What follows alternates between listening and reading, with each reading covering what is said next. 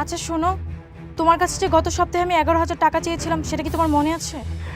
মিত্রা, ওই তোমার একটা স্পেশাল করে চা বানা দেই, চাটা খাইয়া তুমি টাকা ডালা ভার্সিটি যাও গা। আও। আরে না না, আজকে আমার ক্যাম্পাসে খুব তাড়াতাড়ি যেতে হবে।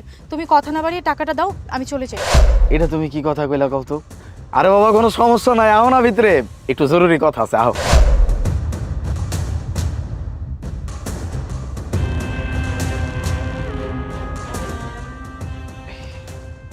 এই এলো, এই জায়গায় পুরো 11,000 টাকা আছে।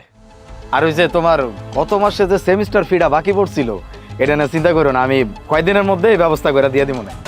কিন্তু এতগুলো টাকা তুমি কোথায় পাবে? সেটা কেমনে ব্যবস্থা করুম এই চিন্তা তো আমার, তোমার তো চিন্তা করতে হইবে না। যদি ব্যবস্থা করতে না পারি তাইলে ধার নিমু, তারপরেও তোমার পড়াশোনা বন্ধ থাকবে না, তুমি টাকা পেয়ে যাবে, তুমি চিন্তা করো না। আমি তোমাকে অনেক কষ্ট দিয়ে ফেলছি, তাই না? কি এর কষ্ট? আমার কোনো কষ্ট নাই। এই যে তুমি এত পড়াশোনা করতেছো, একদিন অনেক বড় অফিসার হইবা, বড় পাস দিবা, তুমি সফল হইবা, আমার সামনে খারাইবা। এই একটা দিনের সুখের লিগা আমি আজীবন কষ্ট করতে রাজি আছি, আমার কোনো কষ্ট নাই। তুমি একদিন আমার মুখ উজ্জ্বল করবা। আচ্ছা শোনো, আমি যেদিন সফল হব না সেদিন এটা থেকে তোমাকে অনেক বড় একটা ব্যবসা ধরিয়ে দেব, তুমি কিন্তু তখন সেটাই করবা, কি বলো? আচ্ছা ঠিক আছে, পাগলি বউ আমার। যাও।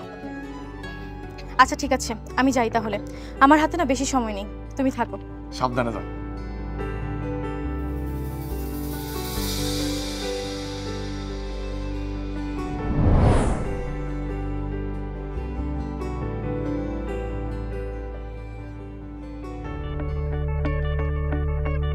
আচ্ছা তাহলে তুমি তোমার দোকানে যাও, আমি অফিসে যাচ্ছি, আমার লেট হয়ে যাচ্ছে। আচ্ছা ঠিক আছে, সাবধানে যাও। এই খারাপ, তোমার হাত খালি কে? এই তুমি খাওয়ান লও নাই, দেখো কি কাণ্ড করছে। 1 মিনিট খারাপ, আমি আইতাছি।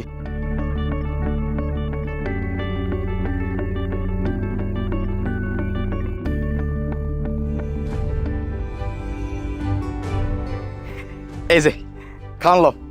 টিফিনটা রেখে যাইতাছিলা, তুমি যে টিফিন রেখে যাইতাছো, তুমি দুপুরে খাইবা কি? পাগল হয়ে গেছো? আচ্ছা, তুমি যে আমাকে এত আদর করো, তা তোমার আদরের বউটা যদি তোমাকে ছেড়ে চলে যায় তখন তুমি কষ্ট পাবে না? তখন কি করবে?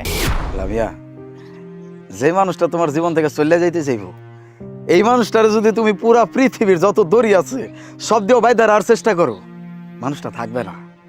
আর যেই মানুষটা তোমার কাছে থাকতে চায়, এর লেগে কোনো কারণ লাগবো না, এই সামান্য ভালোবাসা পাইলে তার কাছে থাইকে যাইব। আমি জানি তুমি আমার অনেক ভালোবাসো, আমার চাইরা তুমি যাইতে পারবা না।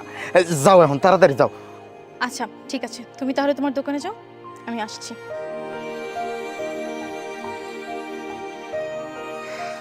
ফি আমানিল্লাহ।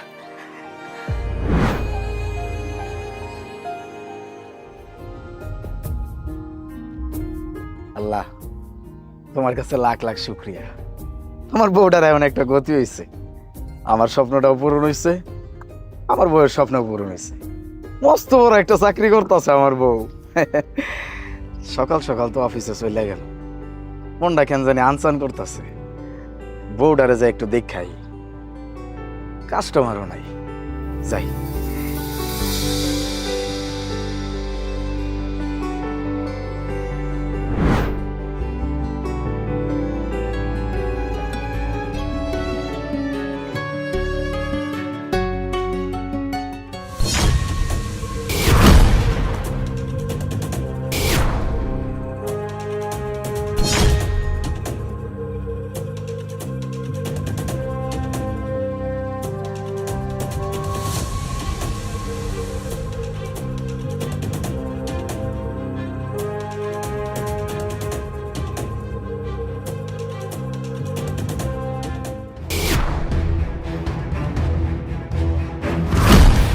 আরে আলিফ, তুমি এখানে?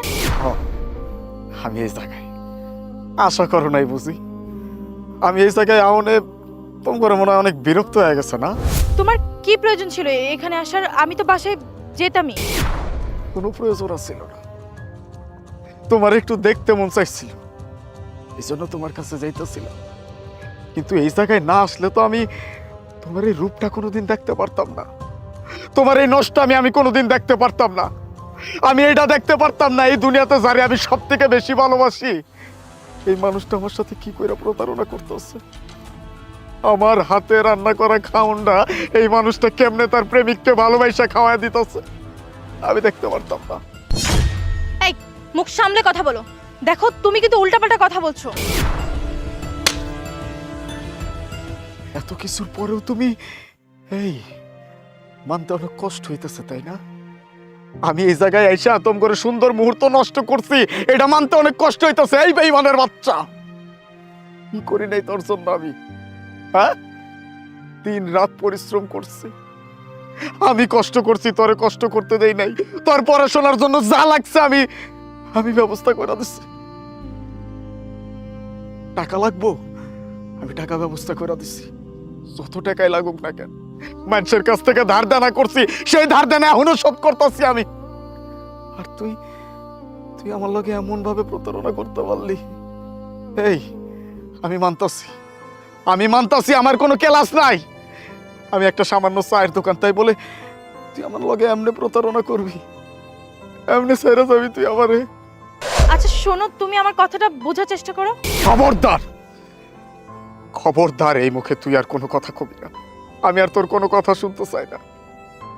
তুই আমার লগে যে কাজটা করছিস, অনেক বড় অন্যায় করছিস। এই দিলে আঘাত করছিস তুই, এটার কোনো ক্ষমা হইতে পারে না। আজকের পর থেকে, এই মুহূর্ত থেকে আমার জীবনে তোর কোনো অস্তিত্ব নাই। আমার জীবনে কোনো বেঈমানের অস্তিত্ব নাই, ওর জীবনে কোনো প্রতারকের অস্তিত্ব নাই। আরে শোনো।